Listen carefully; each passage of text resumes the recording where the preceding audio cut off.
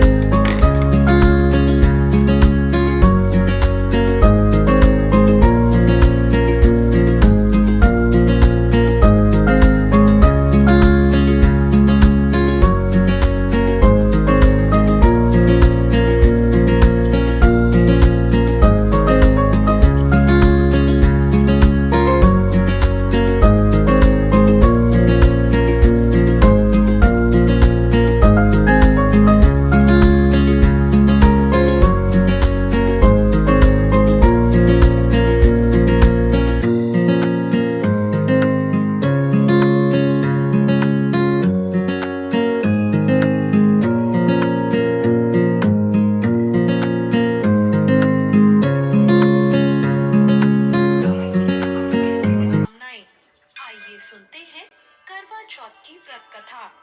बहुत समय पहले की बात है। एक साहूकार के 7 बेटे थे और उनकी एक बेटी भी थी। सभी सातों भाई अपनी बहन से बहुत प्यार करते थे, यहाँ तक कि वो उसे खाना खिलाए बिना खुद कभी नहीं खाते थे। एक बार उनकी बहन ससुराल से मायके आई हुई थी। शाम को जब भाई अपना व्यापार व्यवसाय बंद करके घर आए तो उन्होंने अपनी बहन को देखा। सभी भाई खाना खाने बैठे और अपनी बहन से भी खाना खाने का आग्रह किया, लेकिन तब उनकी बहन ने बताया कि उसका आज करवा चौथ का निर्जला व्रत है। वो खाना सिर्फ चंद्रमा को अर्घ देकर ही खा सकती है। उसके भाई उससे बहुत प्रेम करते थे। उनसे अपनी बहन को भूख से व्याकुल देखा नहीं गया। उन्होंने एक उपाय सोचा। उसके भाई नगर से बाहर एक पहाड़ी पर गए और पहाड़ी पर जाकर उन्होंने वहां आग जला दी और घर आकर अपनी बहन को उस आग को चलने में दिखाया और कहा, देख बहन, चांद निकल आया है, चल जल्दी दर्शन कर ले और फिर चांद को अर्घ दे के भोजन ग्रहण कर ले। भाइयों की बात सुनकर साहूकार की बेटी ने अपनी भाभियों से कहा, भाभी देखो चांद निकल आया है, आप भी अर्घ देकर भोजन कर लो। अपनी ननद की बात सुनकर भाभियां बोली, बाईसा ये तो आपका चांद है, हमारा चांद आने में अभी समय है। साहूकार की बेटी भूख से व्याकुल थी। वो चांद को अर्घ देकर भोजन करने बैठ गई। जैसे ही उसने पहला घास खाया उसे छींक आ गई। दूसरा घास खाते ही उसमें बाल। रास्ते में जो छोटा बड़ा जो भी मिले सबके पैर पड़ती जाना। जो कोई भी बूढ़ सुहागन होने का आशीर्वाद दे तो वहीं अपने पल्ले से गांठ बांध लेना। बेटी बोली, ठीक है माँ, और वो अपने ससुराल के लिए निकल गई। रास्ते में उसे जो भी मिला वो सबके पांव छूती गई। सबने कहा, सुखी रहो, पीहर का सुख देखो। खुश रहो का आशीर्वाद दिया। ऐसे वो अपने ससुराल पहुंच गई। ससुराल के दरवाजे पर छोटी ननद खेल रही थी। जब उसने उसके भी पांव छुए तो उसने आशीर्वाद दिया, सदा सौभाग्यवती रहो, पुत्रवती रहो और बूढ़ सुहागन हो। ये सुनते ही उसने अपने पल्ले से गांठ बांध ली। घर में अंदर गई तो उसने देखा उसका पति मरा हुआ जमीन पर लेटा है और उसे ले जाने की तैयारी हो रही है। वो उसे देख के बहुत रोई, बहुत चिल्लाई। मिनट के लिए वीडियो कॉल करो, 1 मिनट वीडियो कॉल।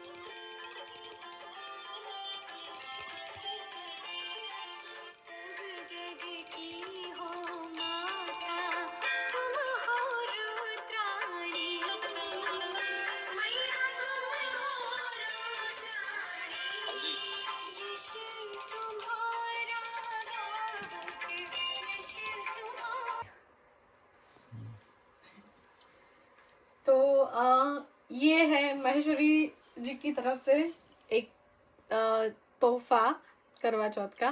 क्या है ये स्पेशल मैं दिखाती हूँ। ये है ब्रेसलेट, मंगलसूत्र वाला। इसमें काले मोती है और थोड़ा पास में कैमरा लाओ तो दिखाऊं मैं। इसमें क्या क्या है मैं दिखाती हूँ। एक तो ये मैंने अपनी पसंद से बनवाया है। ये है एफिल टावर जो फेमस है पेरिस का। जो मैं थोड़ी ऐसी हूँ, मेरी सोच थोड़ी अलग है, तो मुझे कुछ ऐसा ही चार्म्स वाला ब्रेसलेट है, तो मैंने ऐसे बनवाया था।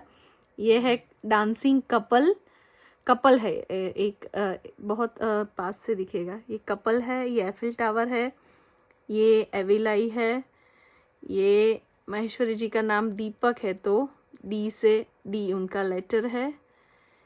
ये है एनिवर्सरी डेट 1910 1910।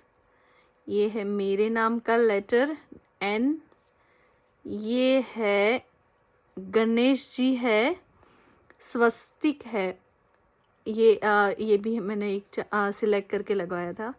और ये है tree of life, family tree, यानी ये फैमिली ट्री है। तो ये ब्रेसलेट है। अब महेश्वरी जी हमें पहनाने वाले हैं, तो आप उसके भी एक उसमें भी अब वो भी देखिए। ये हमने नॉर्थ साइप्रस से बनवाया था, तुर्की वहाँ पे जाके। वहाँ पे गोल्ड अच्छा मिलता है, तो मैंने अपने डिज़ाइन देके फिर बनवाया था।